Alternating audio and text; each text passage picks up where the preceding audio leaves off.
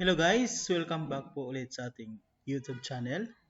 Ngayong araw na ito ay ituturo ko naman sa inyo yung paano ba i-save from the Microsoft Word from PDF.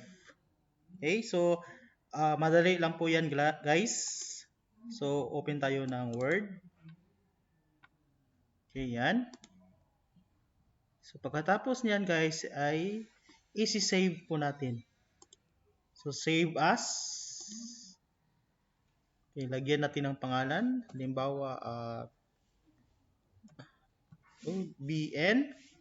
Then, dito guys, sa save as type, papalitan natin yung Word document to PDF.